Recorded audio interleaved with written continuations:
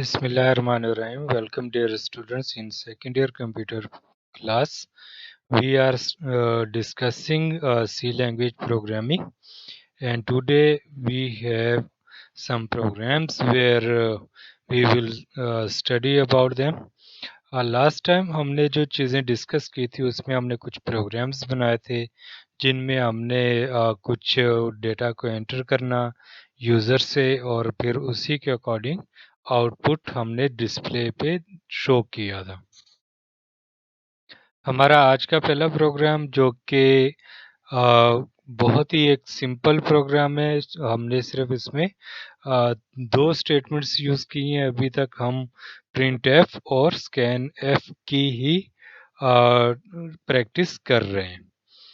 Programme हमारा ये है कि आपने एक प्रोग्राम का कोड लिखना है जो कि 3 नंबर्स में से जो ग्रेटेस्ट वैल्यू होगी उसको फाइंड आउट करेगा और आपको आउटपुट में बताएगा कि ये जो 3 वैल्यूज़ आपने एंटर की हैं इसमें से जो ग्रेटेस्ट वैल्यू है वो ये है।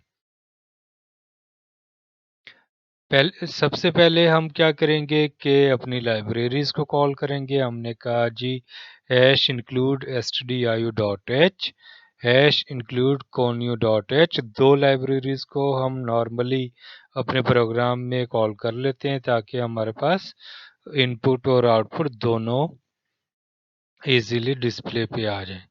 फिर हमने कहा जी void main void किया। उसके बाद जो इम्पोर्टेंट चीज़ है हमने पहले ये डिसाइड करना है कि हमें क्या चीज़ इनपुट में चाहिए और क्या आउटपुट में चाहिए।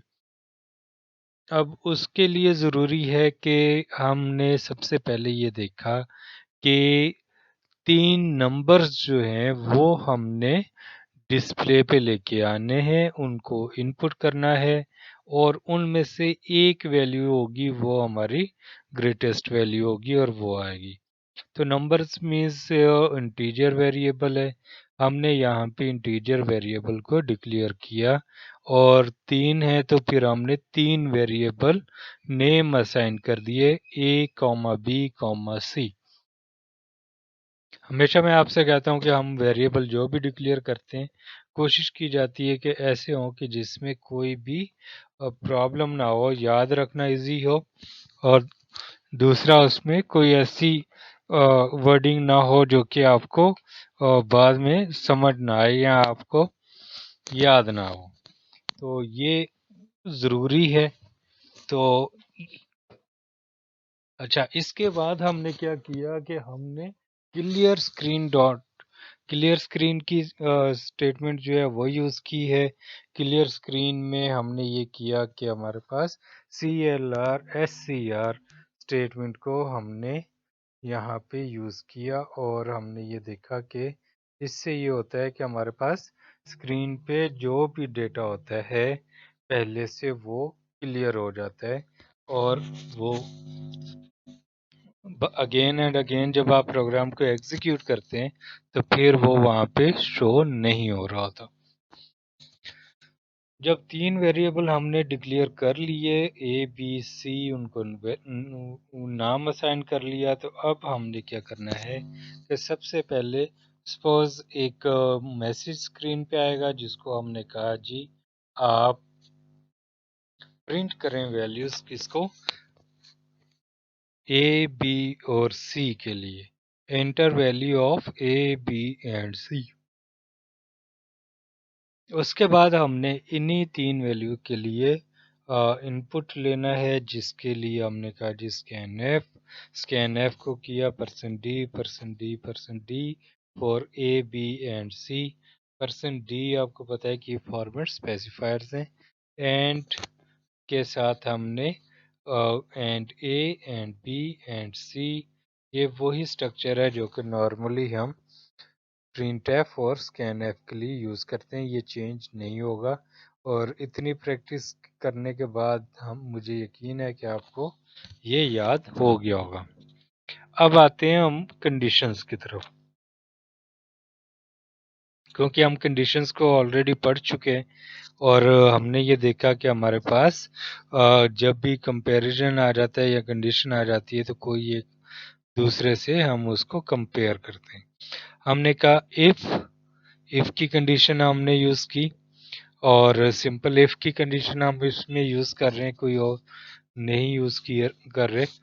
If A greater than B है, और एंड मीन्स हम एंड यूज कर रहे हैं क्योंकि दो वैल्यूज को कंपेयर कर रहे हैं, एंड ए ग्रेटर देन सी है, तो फिर प्रिंट कर दे कि ए ग्रेटेस्ट वैल्यू होगी, जो आपने ए वैल्यू को प्रिंट किया है।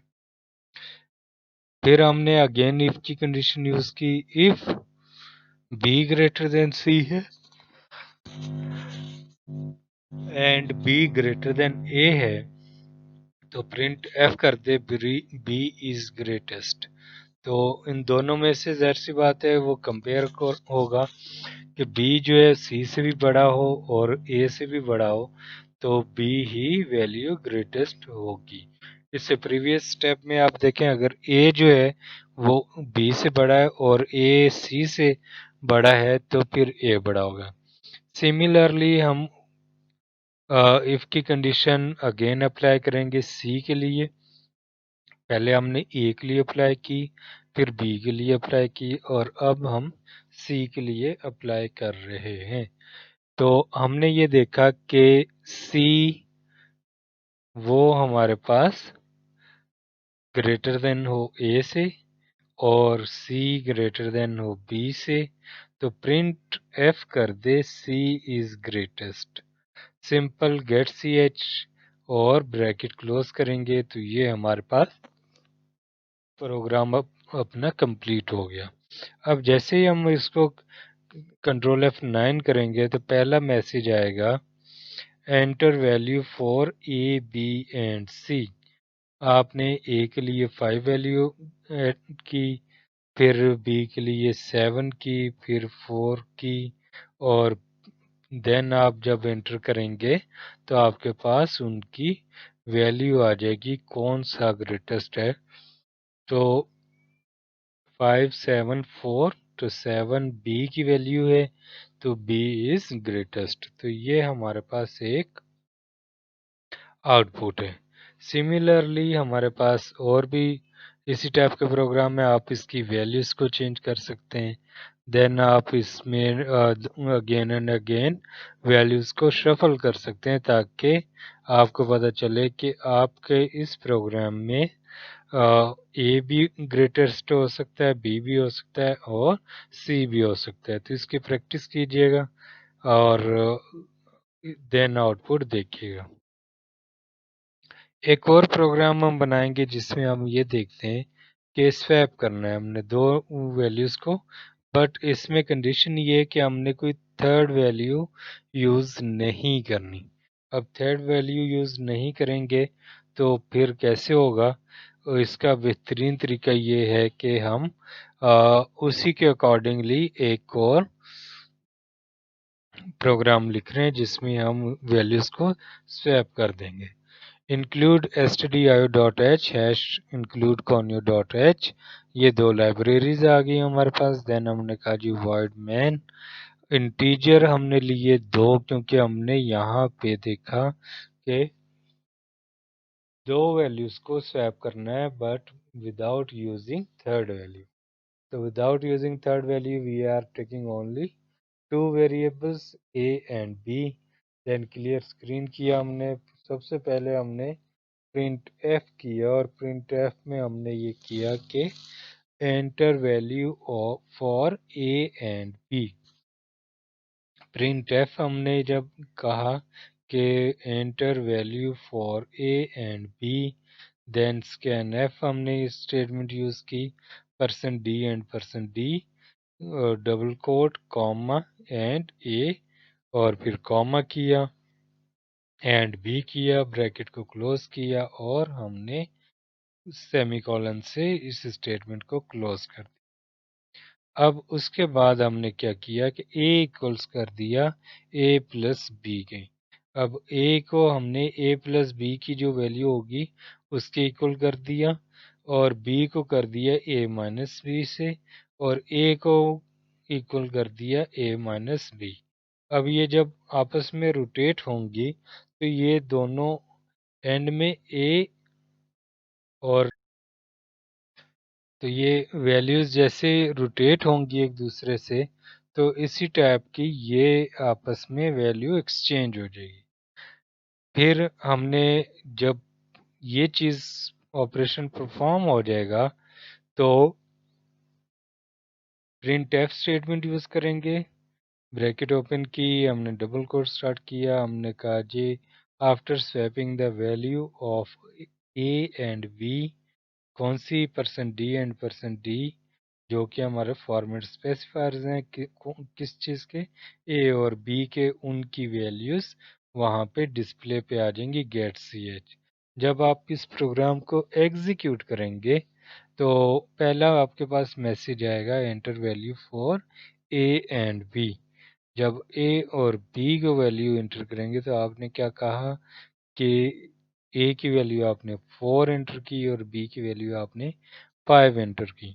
After swapping the value of A and B, जब आपने उसको ये जो आपने यहाँ पे एक फार्मूला अप्लाया है A equals to A plus B, B equals to A minus B और A equals to A minus B, तो ये वैल्यू आपस में स्वैप कर देगा और स्वैपिंग के बाद आपकी वैल्यू इन्वर्स हो जाएगी। पहले 4 5 थी, अब हो जाएगी 5 4।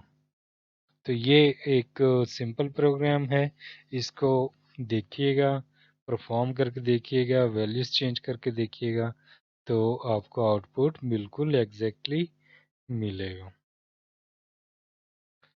Then we have another program to reverse a given number. अब हमने पहले देखा कि हमने स्वैप किया और दो वैल्यूज को स्वैप किया, लेकिन इसमें हम रिवर्स कर रहे हैं दो वैल्यू नंबर्स को।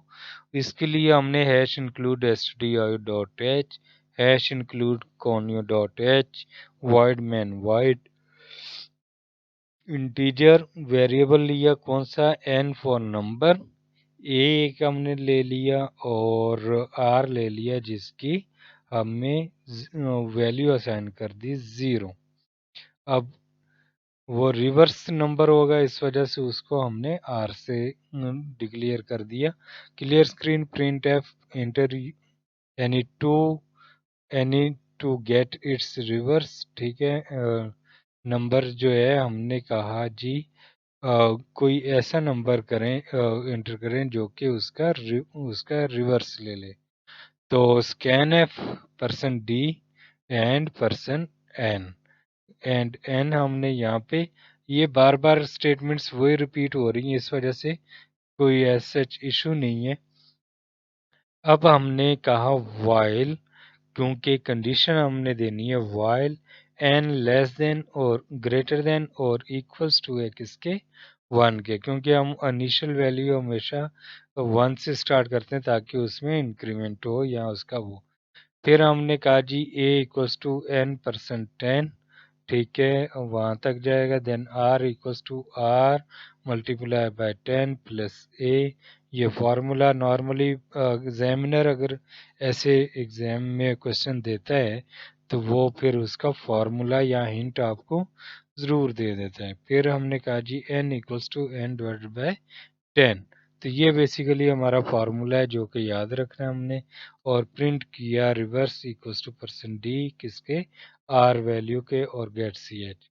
अब जब हम इस प्रोग्राम को एग्जीक्यूट करेंगे तो फिर हम करेंगे कि वैल्यू को एंटर करेंगे। फॉर एग्जांपल हमने वैल्यू एंटर की 4 5 6, तो उसका रिवर्स आएगा 6 5 4। तो आप कोई भी वैल्यू एंटर करेंगे तो उसको रिवर्स करके आपको उसकी वैल्यूज को शो कर देगा। अनदर प्रोग्राम, हमारे पास एक और प्रोग्राम है, हमने कहा जी एक प्रोग्राम लिखें जो कि एरिया और सर्कमफ्रेंस जो है या area of circle find out करने के लिए हमने फाइंड आउट करना है कि एरिया ऑफ सर्किल कितना होगा। उसके लिए हमने hash include stdio.h include conio.h void main, integer ले लिया हमने r फॉर रेडियस। देन हमने कहा जी फ्लोट पाई की वैल्यू हमने 3.14 एक कांस्टेंट वैल्यू है, इस वजह से हमने इसको एज ए कांस्टेंट ले लिया। एरिया हमने कहा जी सर्किल का फाउंड आउट करना है, तो हमने सी आई वेरिएबल ले लिया। अब उसके बाद क्लियर स्क्रीन करने के बाद print F enter the radius of circle, हमने enter the radius of circle का मैसेज डिस्प्ले कराया। अब जैसे आप उसके रेडियस का और सर्कल का रेडियस एंटर करेंगे, तो ज़ाहिर सी बात है उसके लिए आप स्कैन एफ स्टेटमेंट यूज़ करेंगे, जो कि %d और r जो कि हमारा रेडियस के लिए था। फिर हमने एरिया को कैलकुलेट करने के लिए हमने कहा जी एरिया कैलकुलेट होगा पाई multiply by r multiply bye r। तो इससे जैसे वो कैलकुलेशन होगी, तो फिर आपके पास एक आएगा स्टेटमेंट जो कि एरिया ऑफ सर्किल जो कैलकुलेट करके देगा। प्रिंट एफ हमने कहा जी area of circle equals to %f, क्योंकि वो फ्लोटिंग वैल्यू है, वो %f डबल कोट क्लोज किया, हमने कॉमा लगाया और एरिया को हमने कैलकुलेट करवाया था, तो एरिया को हमने यहाँ पे मेंशन किया। फिर सी आई सर्किल को फाइंड आउट करने के लिए हमने कहा जी 2 multiply by pi plus R किया, ये हमारे पास फार्मूला है। प्रिंट एफ किया सर्कमफेरेंस इक्वल्स टू %f और सी आई कौन सा सर्किल, तो वो आ जाएगा हमारे पास, और गेट सी एच हमने किया। अब जब आप प्रोग्राम में एग्जीक्यूट करेंगे, तो उसमें हमारे पास फर्स्ट स्टेटमेंट आएगी जिसमें हम ये कहेंगे कि एंटर रेडियस ऑफ सर्किल, आपने वैल्यू 5 एंटर की है, तो एरिया ऑफ सर्किल आपके पास कैलकुलेट होके आएगा 78.000 और सर्कमफ्रेंस आपके पास 31.4 आ जाएगा। तो ये हमारे पास आपका आउटपुट आ जाएगा, जो कि हमारे पास प्रोग्राम में शो हो रहा है। इसकी वैल्यूज़ आप चेंज कर सकते हैं, क्योंकि पाई की वैल्यू चेंज नहीं हो सकती। वेरिएबल्स आप चेंज कर सकते हैं, या फिर आप आउटपुट इनपुट जो है वो चेंज कर सकते हैं एडिंग के लिए। डियर स्टूडेंट्स, इसकी प्रैक्टिस कीजिएगा, जितने भी प्रोग्राम्स हम कर रहे हैं इनकी प्रैक्टिस करें, और ये प्रोग्राम्स आपको मेरे इस यूट्यूब चैनल और फेसबुक पेज के थ्रू भी अवेलेबल होंगे, और आप किसी वक्त भी क्वेश्चन कर सकते हैं। प्रैक्टिस कीजिएगा। Take care.